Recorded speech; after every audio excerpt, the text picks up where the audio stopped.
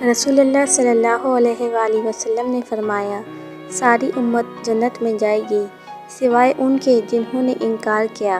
صحابہ نے عرض کیا، یا رسول اللہ انکار کون کرے گا؟ فرمایا، جو میری اطاعت کرے گا وہ جنت میں داخل ہوگا اور جو میری نافرمانی کرے گا اس نے انکار کیا۔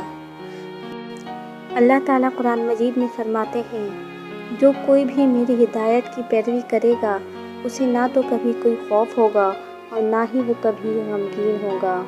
سورۃ البقرہ۔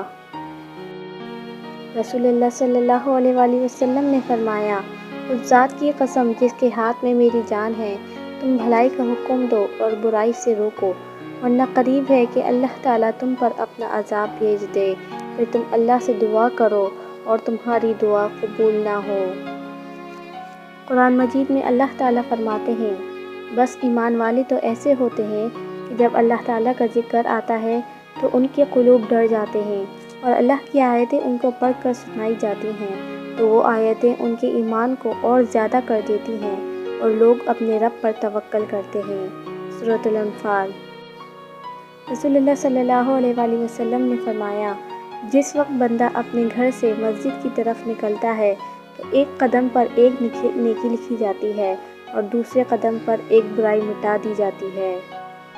ارشاد باری تعالیٰ ہے، ترجمہ، اور جو ایمان لائے اور کام بھی نیک کرتے رہے تو ہم نیک کام کرنے والوں کا اجر ضائع نہیں کرتے۔ سورۃ الکہف۔ ترجمہ، اے ایمان والو، اللہ سے ڈرو اور سچے لوگوں کے ساتھ رہا کرو۔ سورۃ التوبہ۔ نماز قائم کرو، زکوٰۃ دو اور رسول صلی اللہ علیہ وآلہ وسلم کی اطاعت کرو، امید ہے کہ تم پر رحم کیا جائے۔ سورۃ النور۔ ہر شخص کو موت کا مزہ چکھنا ہے، پھر تم ہماری طرف ہی لوٹائے جاؤ گے۔ سورۃ العنکبوت۔ قیامت کے دن مال اور اولاد نفع نہیں دے گی۔ سورۃ الشعراء۔ اور اللہ کو کثرت سے یاد کرو تاکہ تمہیں کامیابی حاصل ہو۔ سورۃ الانفال۔ فرمان مصطفیٰ صلی اللہ علیہ وآلہ وسلم، تم لوگ اپنی اولاد کے ساتھ اچھا سلوک کرو اور انہیں بہترین ادب سکھاؤ۔ حضرت محمد صلی اللہ علیہ وآلہ وسلم نے فرمایا، رب کی رضا والد کی رضا میں ہے اور رب کی ناراضگی والد کی ناراضگی میں ہے۔ فرمان مصطفیٰ صلی اللہ علیہ وآلہ وسلم، جو حلال مال سے مسجد بنائے گا اللہ پاک اس کے لیے جنت میں موتی اور یاقوت کا گھر بنائے گا۔ جنت کیسی ہے؟ رسول اللہ صلی اللہ علیہ وآلہ وسلم نے فرمایا، جنت کی عمارت کی ایک اینٹ چاندی کی ہے اور ایک اینٹ سونے کی ہے، اور اس کا گارا خالص مشک ہے، اور اس کی کنکریاں موتی اور یاقوت ہیں، اور اس کی مٹی زعفران ہے۔